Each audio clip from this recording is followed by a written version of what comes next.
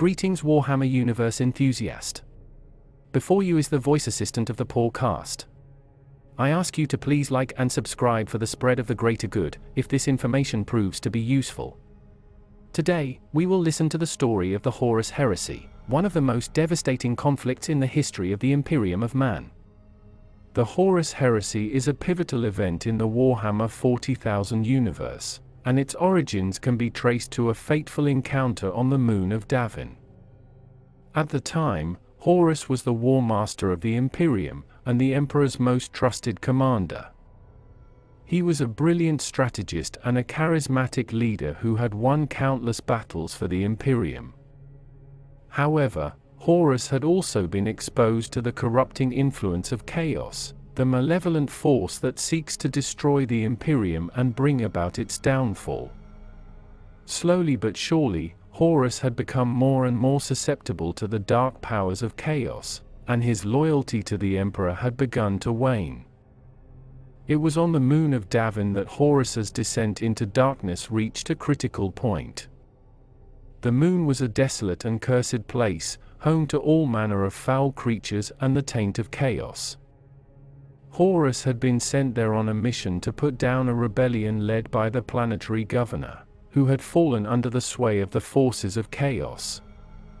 As Horus led his forces into battle, he was confronted by Eugen Temba, a member of the Word-Bearer's Chaos Space Marine Legion. Temba was possessed by a demon of Nurgle, the chaos god of decay and disease, and wielded the anatheme, a powerful weapon that had been stolen from the Imperium's armory. The anatheme was a weapon of incredible power, imbued with dark energy and capable of inflicting horrific wounds.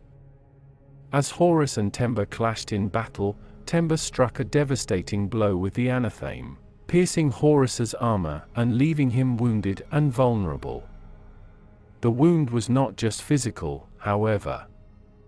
The dark energy of the anatheme had also infused Horus's body and soul, and he began to experience visions and nightmares that drove him to the brink of insanity.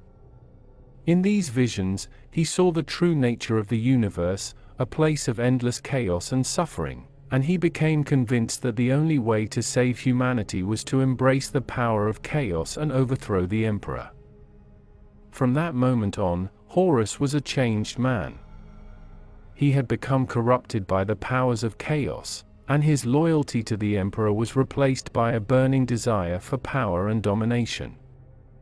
He began to gather other Chaos Space Marine legions to his cause, and before long, a full-scale rebellion had erupted across the Imperium. However, Horus did not act alone, and he was able to gather a number of his fellow Primarchs to his cause, including Angron of the World Eaters, Fulgrim of the Emperor's Children, and Mortarion of the Death Guard. Angron was always a ferocious warrior, even by the standards of the superhuman Primarchs. He was the leader of the World Eaters, a legion of space marines whose battle tactics relied heavily on close combat and berserk charges. Angron's love of violence was well known, and he was often described as a madman who enjoyed nothing more than slaughtering his enemies on the battlefield. When Horus began his rebellion, he saw an opportunity to exploit Angron's flaws and bring him to his side. He promised Angron that he would have the chance to fight on the front lines of the heresy, and that he would be given free rein to indulge in his bloodlust. Angron was swayed by Horus's words, and he joined the War Master's cause without hesitation. Fulgrim, the Primarch of the Emperor's Children, was a different story. He was a brilliant tactician and a master of all forms of combat, from swordplay to marksmanship to hand-to-hand combat. However, he was also vain and self-absorbed, and he had always been tempted by the lure of perfection. When he discovered a powerful demon weapon known as the Lara Blade, he saw it as the ultimate expression of his desire for perfection. The Lara Blade was a weapon of incredible power, imbued with the energy of the chaos god Slanesh. It promised Fulgrim unending perfection and glory, and he became obsessed with it. The blade corrupted him, and he began to see himself as a god, above mortal concerns and limitations. When Horus came to Fulgrim with an offer to join his rebellion, Fulgrim was already well on his way to corruption. Horus promised him that he could use the power of chaos to achieve even greater heights of perfection, and Fulgrim eagerly joined the Warmaster's cause. Mortarion, the Primarch of the Death Guard, was also an early supporter of Horus's rebellion. He had always been a close friend of his brother, Horus, and he had a deep-seated resentment of the Emperor's authority. Mortarion was already primed for rebellion when Horus came to him with an offer to join his cause. However, Mortarion's corruption had been a long time in the making. He had been turned to chaos long before the heresy, through the efforts of his first captain, Collars Typhon. Typhon had introduced Mortarion to the worship of Nurgle, the chaos god of decay and disease, and Mortarion had become deeply ensnared in the web of corruption that Nurgle spun. When Horus came to Mortarion, he found a willing ally. Mortarion was already convinced that the Imperium was a corrupt and decadent institution, and he saw in Horus the chance to tear it down and rebuild it in the image of the Dark Gods. Horus was able to gather these Primarchs to his cause through a combination of cunning, manipulation, and exploitation of their individual flaws. He promised them power, glory, and the chance to indulge their deepest desires. He played on their existing resentments and desires, and offered them a vision of a galaxy ruled by chaos, where they could be free to indulge in their darkest impulses. In addition to Angron, Fulgrim, and Mortarion, Horus was also able to secure the support of Lorga and the Word-Bearers. Lorga was the Primarch of the Word-Bearers, a legion of space marines who were already deeply devoted to the worship of the Chaos Gods. Lorga saw Horus as a messiah figure, and he was willing to do whatever it took to help him achieve his goals. Conrad Kurz, the Primarch of the Night Lords, was one of the most brutal and ruthless of all the Primarchs. He had been created to be the ultimate weapon against criminals and terrorists, and he had fulfilled that role with terrifying efficiency. However, his methods had become increasingly extreme, and he had begun to see himself as above the law. The Emperor had ordered him to stand trial for his crimes on Nostramo, his home planet, but Kurz refused to submit to imperial authority. He instead chose to join forces with Horus, seeing in him a kindred spirit who shared his contempt for the weak and the powerless. Alpharius, the Primarch of the Alpha Legion, was a more enigmatic figure. He was the master of deception and subterfuge, and his legion was feared and respected for its ability to infiltrate and sabotage enemy forces. However, Alpharius had also been plagued by doubts and uncertainty, and he had begun to question the purpose of the Great Crusade. When an ancient cabal of aliens revealed to him a prophecy that Horus's victory would cause the downfall of the Chaos powers, Alpharius saw an opportunity to strike a decisive blow against the forces of order and usher in a new era of chaos and upheaval. Perturabo, the Primarch of the Iron Warriors, was a cold and calculating strategist, and his legion was renowned for its ability to lay siege to even the most heavily fortified positions. However, Perturabo was also deeply resentful of his brother Rogel Dorn, the Primarch of the Imperial Fists. Dorn was the Emperor's loyal defender, and he had always seemed to overshadow Perturabo in the eyes of their father.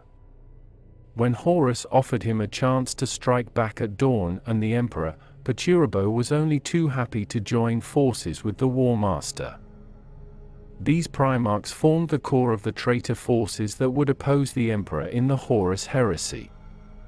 They were joined by a host of Chaos Space Marines, Daimons, and other twisted creatures of the Warp, all united in their desire to tear down the Imperium and replace it with a new order based on chaos and disorder. The Burning of Prospero was a significant turning point in the conflict, leading to a further breakdown of trust and escalating the violence between the loyalist and traitor forces. At the center of this event was the Primarch Magnus the Red and his 1,000-son Space Marine Legion. Magnus was a powerful psyker, and his talents in this area were greatly valued by the Emperor. However, as Magnus grew in power and knowledge, he began to delve deeper into the forbidden lore of the Warp, seeking to unlock the secrets of the universe. In doing so, he drew the attention of the Chaos Gods, who saw in him a potential pawn in their eternal struggle against the Imperium. Despite the Emperor's warnings, Magnus persisted in his studies, believing that he could master the power of the Warp and use it for the benefit of humanity. In his hubris, he ignored the dangers and consequences of his actions, even as the other Primarchs and their legions were increasingly wary of him and his legion. The final straw came when Magnus received a warning from the Emperor that Horus, his most beloved son, had turned to chaos and was leading a rebellion against the Imperium. Magnus, desperate to prove his worth to the Emperor, attempted to warn him of Horus's treachery by projecting his psychic image to Terra.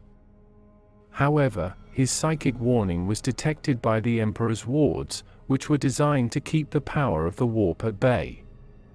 Magnus's brute force assault on the wards allowed the Warp and its myriad inhabitants to invade Terra, causing untold destruction and death.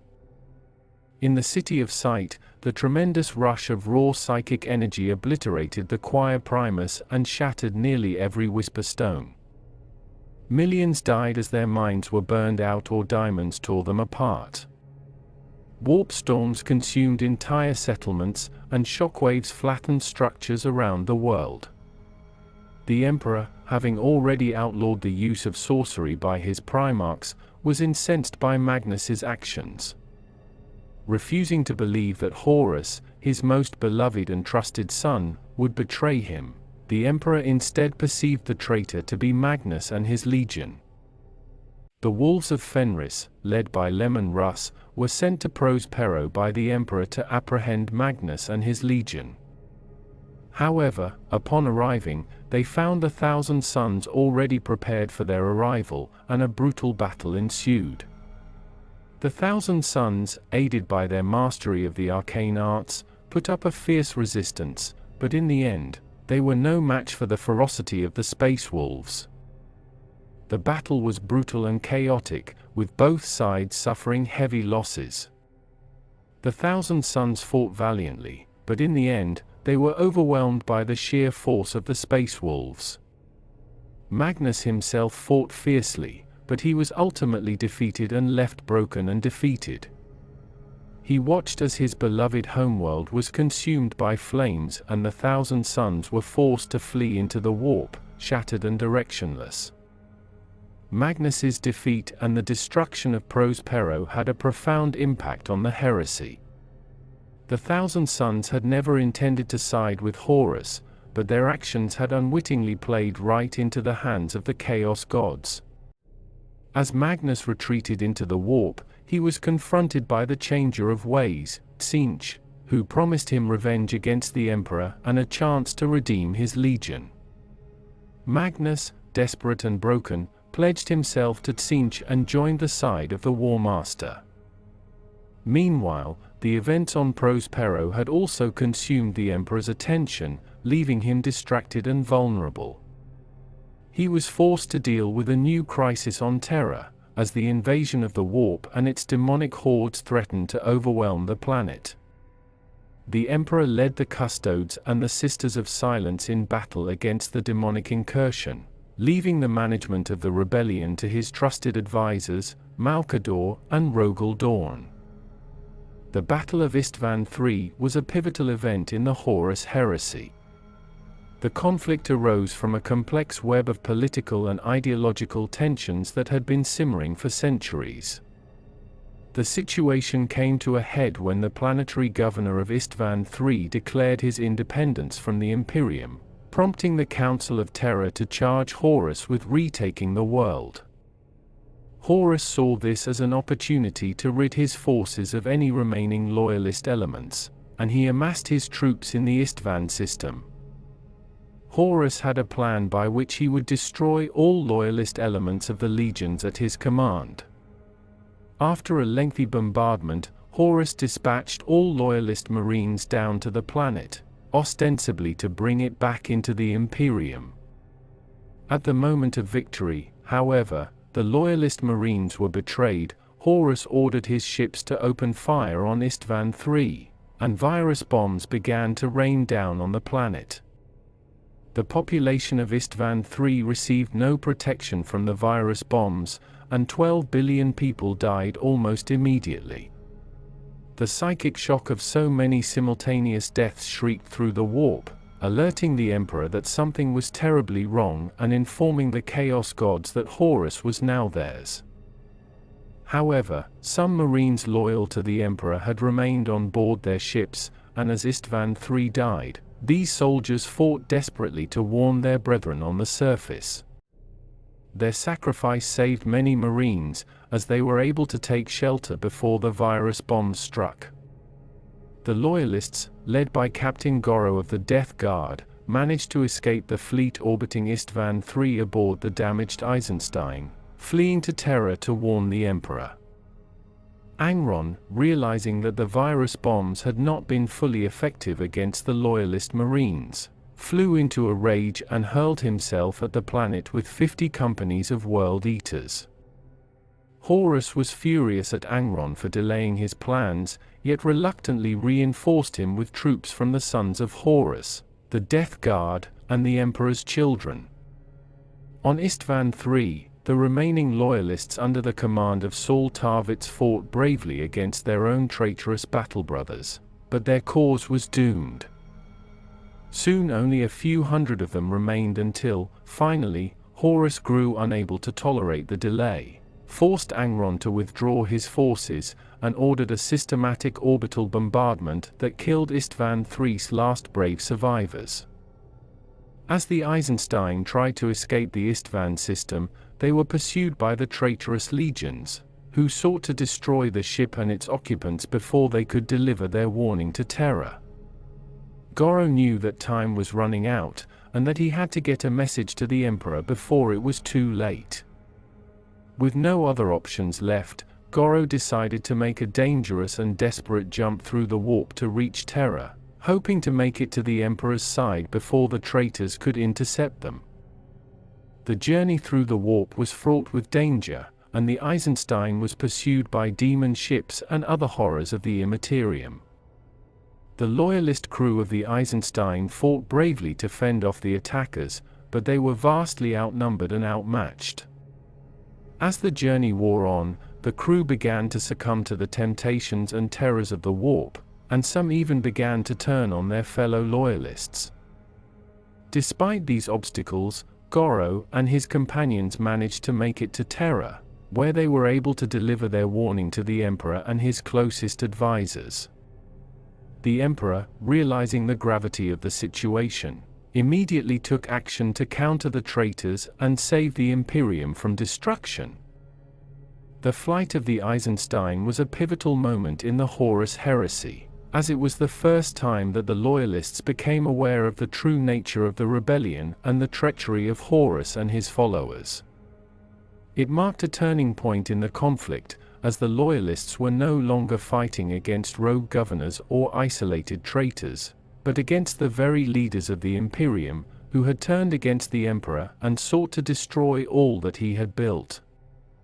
The roots of the Schism of Mars can be traced back to the Emperor's Great Crusade, when the Mechanicum of Mars joined forces with the Emperor to reconquer the galaxy.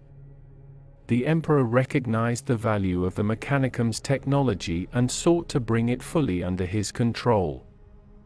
In exchange, he granted the Mechanicum the freedom to worship their machine god, the Omnisia, and to continue their experiments with artificial intelligence and other advanced technologies. Over time, the Mechanicum became increasingly isolated from the rest of the Imperium, as they focused on their own interests and goals. They built vast, arcane machines and experimented with forbidden technologies, including the creation of artificial intelligences known as machine spirits. Despite the Emperor's warnings, the Mechanicum continued down this path, convinced that their machines were the key to unlocking the secrets of the universe. As the Horus Heresy began to unfold, the Mechanicum found itself torn between loyalty to the Emperor and allegiance to their own leaders and interests.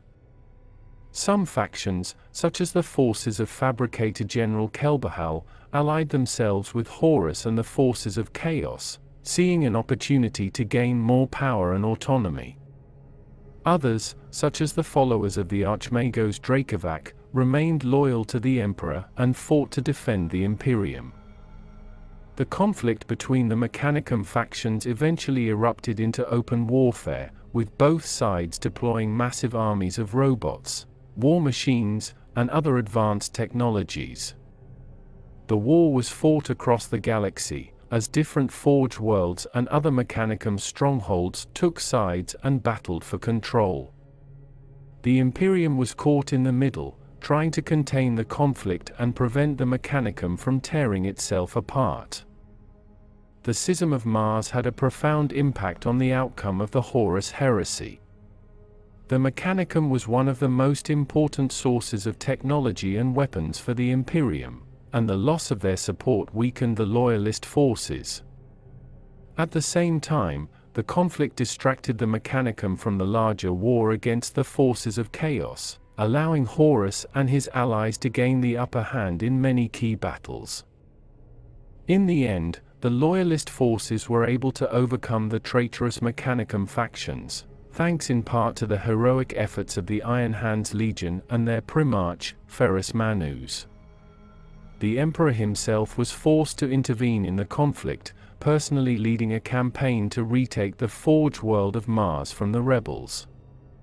His victory there helped to turn the tide of the war, but it came at a great cost, as many Loyalist Space Marines and Imperial Army troops were lost in the fighting. The aftermath of the Schism of Mars was felt for many years to come. The Mechanicum was forced to submit to greater oversight and control by the Imperium, and many of their more dangerous experiments were banned outright. The Emperor himself was also changed by the conflict, as he became more distrustful of the Mechanicum and their obsession with technology. In an effort to bring Horus to justice for Isstvan III, the Emperor ordered 7 full Space Marine legions to be deployed against him. These legions were the Ultramarines, Imperial Fists, Blood Angels, Iron Hands, Salamanders, Raven Guard, and White Scars. Their mission was to take Horus and his allies into custody and bring them back to Terra to face judgment for their crimes. But unbeknownst to the Emperor, 4 of the Primarchs and their legions had already turned against him, forming a 5th column, which would strike against the Loyalists at the most decisive moment. Horus, anticipating the Loyalist attack, chose Isstvan V as his command post and prepared a trap for his former brothers and their legions. He had ridded himself of all suspected Loyalist members within the 3 legions under his direct command, ensuring that the rebels were well prepared for the coming battle. Horus knew that the Loyalists would come at him with everything they had, and he was determined to crush them once and for all. The Loyalist Space Marines arrived on Isstvan V in force, descending upon the planet in a massive orbital assault. They landed at 6 different drop sites across the planet, hoping to catch the rebels off guard and defeat them in detail. But Horus had other plans. He had seeded the planet with deadly virus bombs, and as the Loyalist forces began to deploy, he gave the order for the bombs to be detonated. The virus bombs unleashed a deadly plague upon the Loyalist forces, killing thousands of Space Marines in a matter of minutes. The Loyalists were caught completely off guard, and their carefully planned assault quickly devolved into chaos. The rebels, on the other hand, were well prepared for the virus bombs, having been vaccinated against the plague weeks earlier. They emerged from their hidden bunkers and fortifications, ready to take the fight to the Loyalists. What followed was a brutal battle between brother and brother, as the Loyalist Space Marines fought desperately to survive against the overwhelming rebel forces. The Loyalists were vastly outnumbered and outgunned, with their drop sites coming under heavy fire from the traitor forces. The Loyalist forces, made up of the Salamanders, Iron Hands, Raven Guard, and Loyalist elements of the Word Bearers and Alpha Legion, were forced to fight a brutal, desperate battle for survival.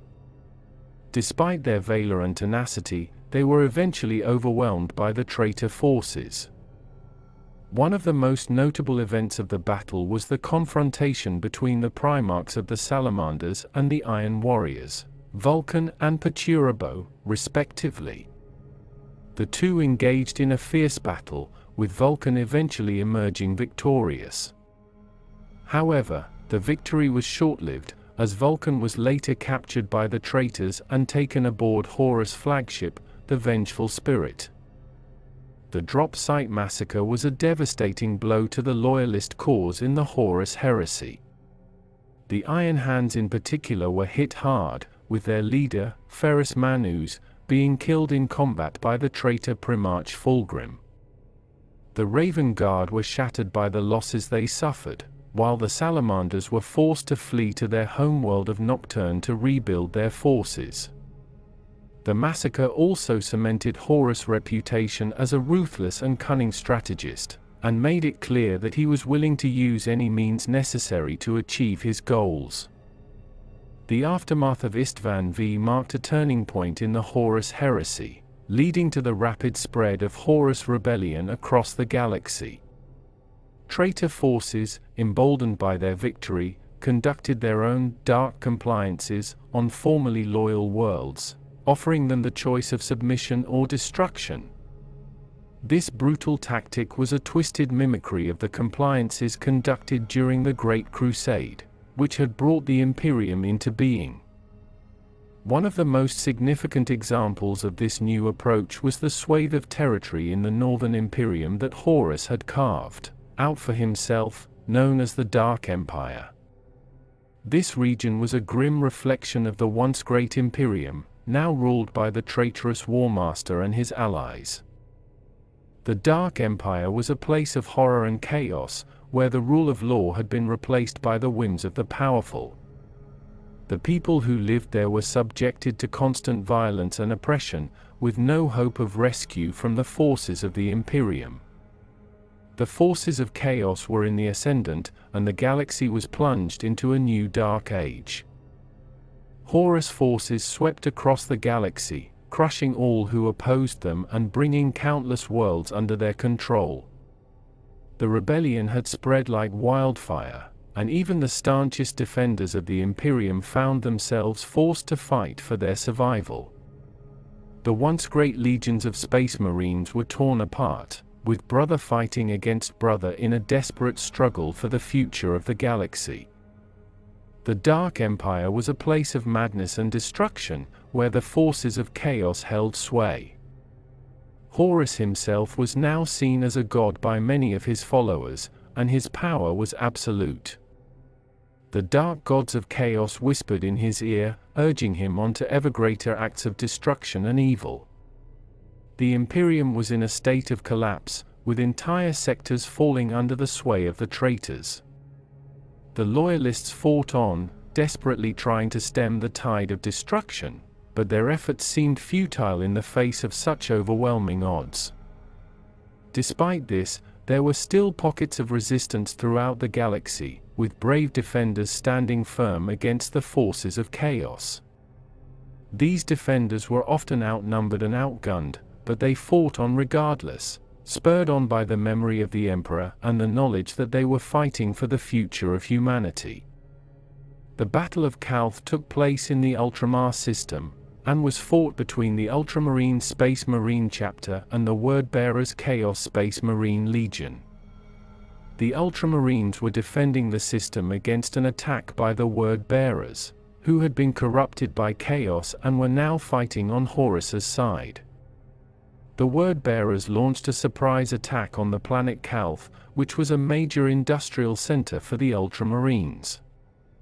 The Word-Bearers used a variety of tactics to attack Calth, including sabotage, infiltration, and direct assaults on the planet's surface.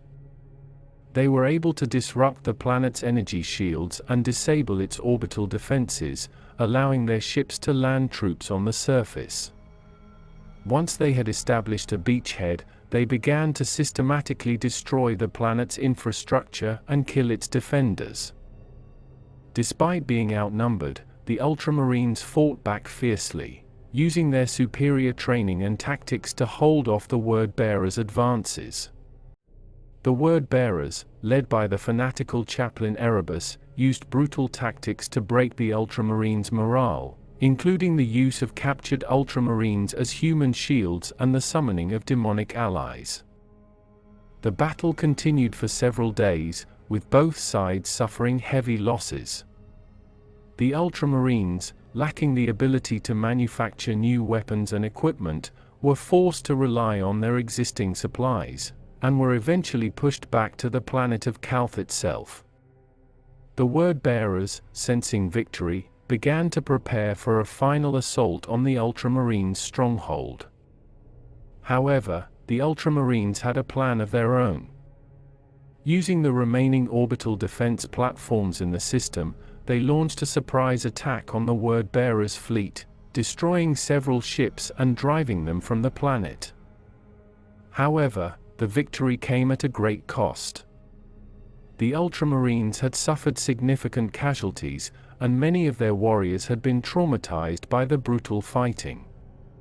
Robout Guilliman himself was badly wounded in the battle and was forced to retreat to Macragge to recover. The Shadow Crusade was a devastating campaign launched by the Word-Bearers Legion against the Ultramarines and their allies during the Horus Heresy. The campaign was initiated in the aftermath of the Battle of Calth.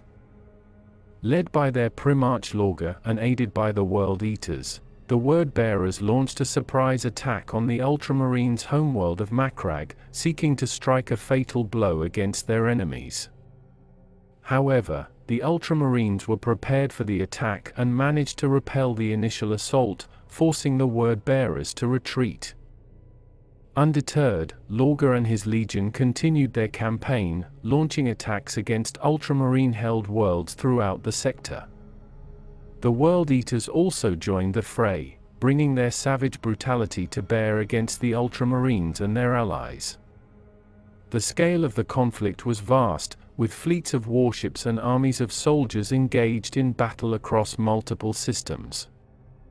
The campaign was made even more devastating by the actions of Erebus, a senior member of the Word-Bearers and a devotee of the Chaos god Tzeentch. Using dark sorcery and forbidden rituals, Erebus created a massive ruin storm that engulfed the entire sector, throwing the Astronomicon into chaos and severing the Imperium in half. The ruin storm made it nearly impossible to navigate through the warp, and many worlds were cut off from one another, making it difficult to coordinate a response to the Word-Bearers' attacks. During his recovery, Guilliman decided to enact a contingency plan that he had been working on for some time. Guilliman was a visionary leader and had always been concerned about the stability and future of the Imperium. He knew that the Imperium was facing an existential threat, and that if the power of Terra fell, the Imperium might be destroyed. Therefore, he decided to create a new Imperium, one that could stand in the event that the old one fell.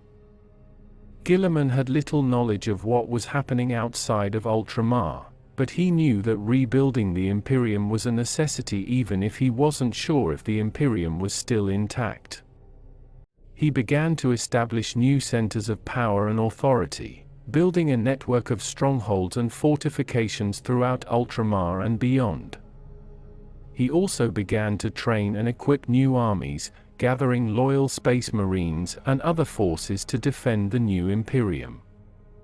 However, Guilliman refused to crown himself emperor, instead suggesting that L. Johnson rule the new Imperium.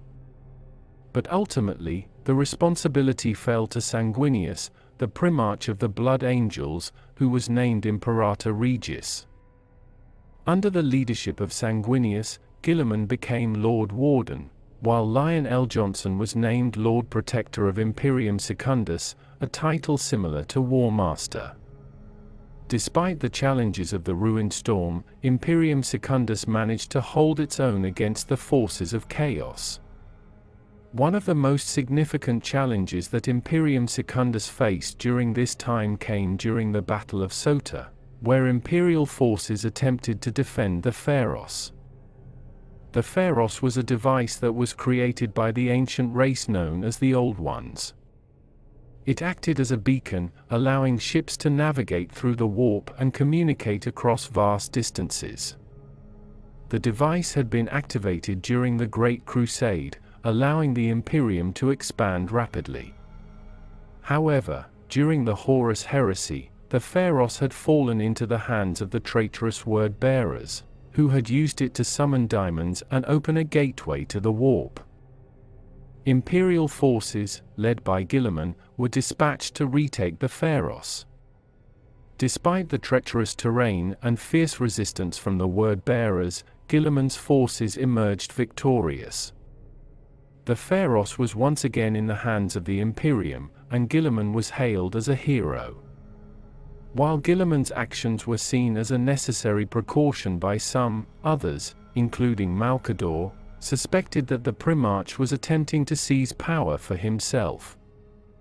Malcador's suspicions were not unfounded, as Guilliman's refusal to crown himself emperor was viewed by some as a mere pretense. The Sigillite was aware of Guilliman's desire to rebuild the Imperium and his belief that he could do a better job than the emperor, should he ever fall. Malcador feared that Guilliman's ambition would lead him down a dangerous path, and he hoped that the Dark Angels, led by Lionel Johnson, would be able to stop the Ultramarines' Primarch if necessary.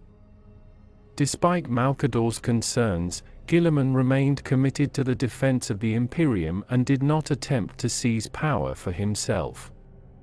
He focused his efforts on rebuilding the Imperium, and in doing so, he helped to establish a sense of stability. However, the unity of Imperium Secundus was short-lived. The Imperium would once again be divided, with Guilliman returning to Terra to aid in the defense of the Emperor during the final battle of the Horus Heresy. While Malcador's suspicions of the Ultramarines' Primarch may have been understandable given the tumultuous events of the Horus Heresy, Guilliman's actions in the aftermath of the conflict would demonstrate his unwavering loyalty to the Emperor and the Imperium.